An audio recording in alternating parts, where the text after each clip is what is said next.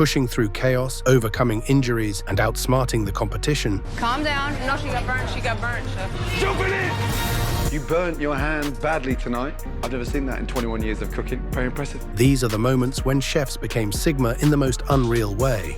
Like in Season 6, Dave showed the kind of grit few could match.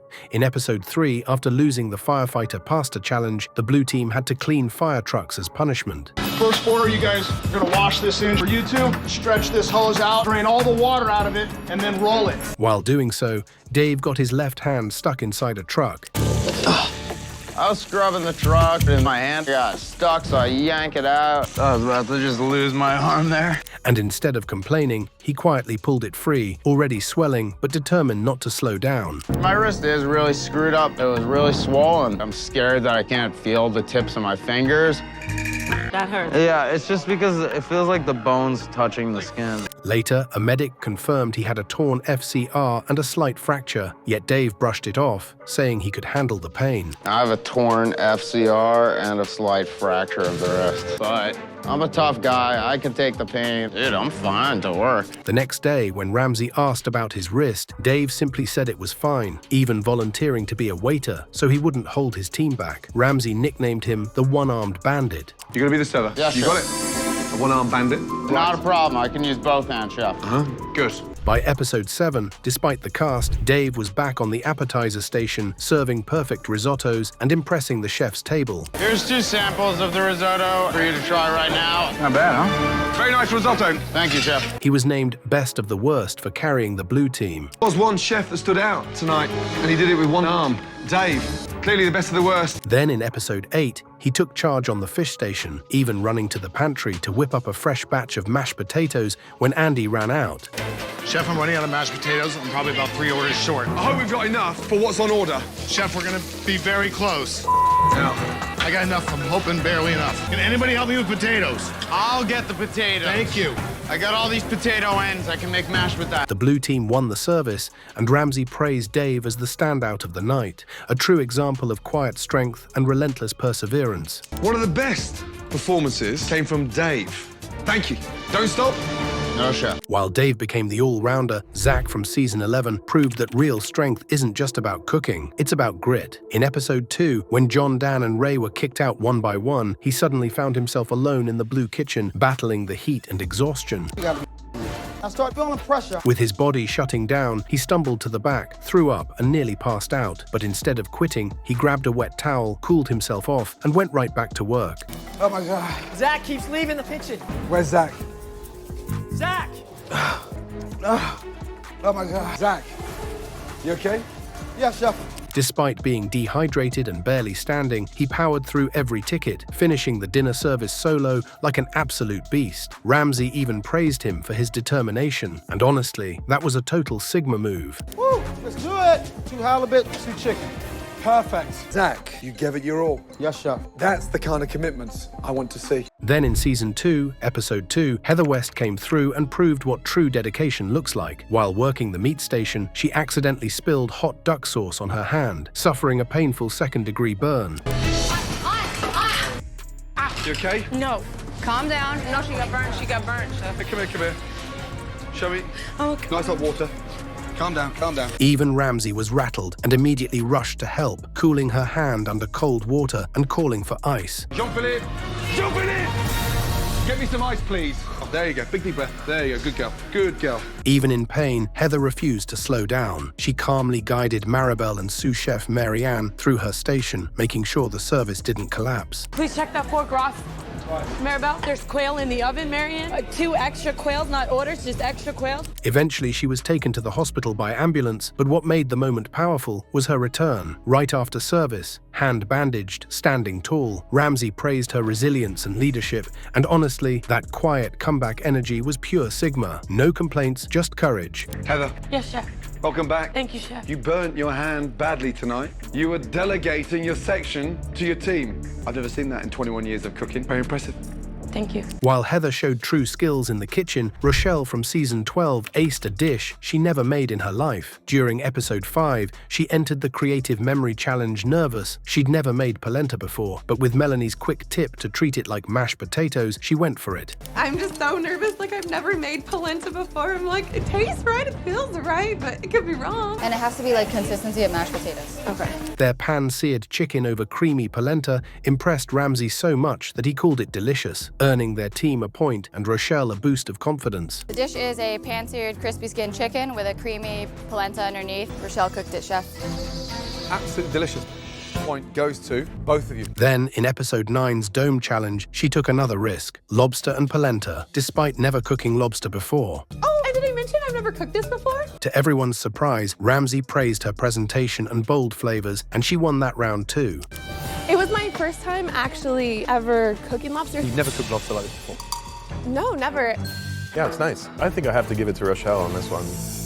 Thank you, chef. By episode 14, Rochelle had become the underdog turned star. Her beef Wellington came out perfectly, earning Ramsay's praise for cooking like a seasoned chef. Perfect. Okay. Absolutely perfect. You've never worked in a professional kitchen on the line before you come here? Never, ever. You cook like you've been working in a kitchen for 5 years. Look at the standard. Seriously, I've had some good services in my time in a Hell's Kitchen, but nothing quite as good as tonight. That is immaculate. Great job. A calm, humble queen energy, Rochelle made quiet confidence look powerful. This countdown would be incomplete without season 19. Nicole Hanna, who was the youngest and least experienced chef in the red team, in episode 10, she decided to take charge of the meat station, one of the toughest spots in the kitchen. It is going to be very challenging to get this 12 top up. As entree rolled out for a 12-top table, she stayed calm and precise, delivering perfectly cooked meats that Ramsay called extraordinary. Nikki, Nicole. exceptional. Thank you, chef. Her timing, temperature, and teamwork stunned everyone, proving that skill isn't always about years of experience. This temperature is extraordinary. I mean, it's absolutely picture perfect. Later that night, Ramsay pulled her aside privately, praising her growth and calling her progress exceptional. You're the youngest? Yep. Yeah, you're cooking in a different league. I don't know if you know that, but your cooking tonight has been exceptional. Thank you, chef. The transformation of these last couple of weeks has been extraordinary. That moment hit her deeply, being recognized by Gordon Ramsay himself for pure talent. It's surreal to have a Michelin star chef having a one-on-one conversation with me. You are absolutely rising. Thank you so much, chef. Keep it going. I will.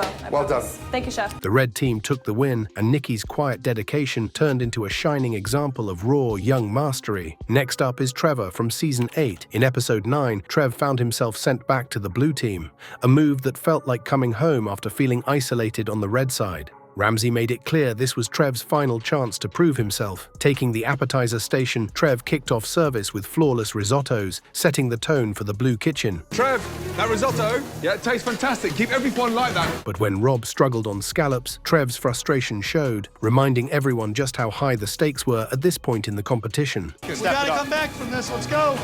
Push it out. As chaos unfolded, Vinny was kicked out, forcing Trev to switch to garnish. I'll fix it. Get out! Fix your hair! Cop out upstairs! Get out! Garnish is in the window. Come in the window, chicken. Moments later, both Rob and Russell were sent out too, leaving Trev as the last man standing. Come here. Get out. Chef. Get out. That is raw. Okay, can I send this one? Get out, Russell! Get out! Hi. Alone but focused, he kept pushing, managing to deliver an acceptable salmon dish under pressure. Service. Like a big light just kind of opened in a dark sky, and I'm getting it. The blue team still lost the service, but Ramsay named Trev Best of the Worst, a title that marked not just survival, but a comeback driven by pure determination. I had one chef left in your kitchen. Best of the worst tonight? You, Trev, last man standing. While Trev's moment was more of a redemption, but season 4, Louis Petrozza showed exactly why people called him one of the most composed chefs ever. During episode 5, when LaRosse sent out overcooked steaks and panicked under pressure. LaRosse, what's up, man? How come I can't see the nice, beautiful inside of the beef? You up, you didn't cook it right, and you're trying to get it by me. Do you have another one that I can see a nice pink center in? Yes, chef. Petrozza didn't waste time blaming. He acted. He calmly trimmed the burnt edges off the beef, making it look perfect. It's not gonna work. It's not gonna work. Well, this is the only shot that we got. So I had to slice a sliver off it. I want to get the food out. and somehow fooled sous chef Scott into approving it. LaRosse was stunned, but that moment proved Petrozza's quiet genius in chaos. Much better. That was the most ghettoest thing ever in the Possibly kitchen ever. I'll do my best, man, for you. You do what you gotta do in the kitchen, right? Then, in episode 7, when Ben's poor performance dragged the blue team down, Petrozza handled the tension with pure class. Blood all over. Oh, no, you've taken it easy. Stop it! I'm nominating myself because I ain't selling the 3 of you guys out. I busted everything out. Yeah, you don't have to nominate yourself if you don't want to. While others got emotional, he stayed grounded, never dramatic, never disrespectful, just a steady, talented man with real chef energy, the kind of aura that spoke louder than words. Petrozza. Yes, chef. Who are you nominating and why? I'm gonna nominate myself, chef. I can't pick any of these guys. They worked too hard, and we came in today and worked our off. I wasn't a star in that spot today. Your level of maturity stands out. You're the most gracious man on that team. Thank you, chef. Such acts of selflessness weren't limited to Petrozza. Chris Motto from season 18 also became unexpectedly sacrificing in episode 14, when his journey took a turn that no one saw coming. After service, when Ramsay asked the final 4 to name one person who didn't deserve to be in the finals, Motto sat quietly, not out of hesitation, but reflection. With only 4 chefs left, he couldn't bring himself to name anyone. After a long pause, he finally revealed his decision. He would nominate himself. I think I have a decision. I've taken all the punishments, kept positive, I've kept pushing, but I'm gonna put myself up. The room went silent. Brett called it a total curveball, and Ariel, visibly emotional, asked if he was sure, but Motto had made up his mind. Oh, curveball, Motto. Are you sure? I am sure. I would never give up on any of y'all. He explained that while he wasn't the weakest chef, his heart was back home in Baton Rouge, with his family, his restaurant, and the chefs he wanted to mentor. I don't feel like I've been the weakest person here. I want to raise the culinary standard in Baton Rouge. I want to go back and further the mentoring that I do to people. Oh, Motto. Wow. At elimination, he stood firm in that decision. Ramsay, stunned but deeply respectful, called him the most sincere contestant in the show's history and offered him a future job if he ever chose to return. I put forth myself. Tell me why. I want to go back and share this wealth of knowledge that you've given me to elevate that town's culinary scene, because it's not going to do it on its own. And I feel like that's the place I need to be. Motto left with his jacket, not as someone who gave up, but as someone who walked away on his own terms, carrying both humility and purpose. Whilst I accept your decision, I want you to accept this from me. Once you're done and you're ready for the next move, call me. Yes, chef. Oh, man. This one is from season 19, Cody Candelario, who pulled off one of the smartest plays the show's ever seen. The episode opened with tension. Mark was furious that Cody had called him out for not keeping up in the kitchen. Even Amber tried to calm things down, but Mark wasn't having it, insisting he'd keep fighting no matter what. Cody, though, kept his composure. We'll talk. No. Let's just take a breather. Keep sending me up, I'm gonna keep fighting. You're not fighting, you're lying. No, I'm not That's lying. what you're doing you right had now. 3 items. Liar, 3 items. Bro. Every single ticket. Let's keep it clean. No, you're with me since last week. Before dinner service, he placed himself on the garnish station and even offered to help Mark with the risotto. But when Mark couldn't find the capers and his flat top wasn't even on, things went downhill fast. That rice needs to go on heat. I will own what I'm cooking, okay? Thank you.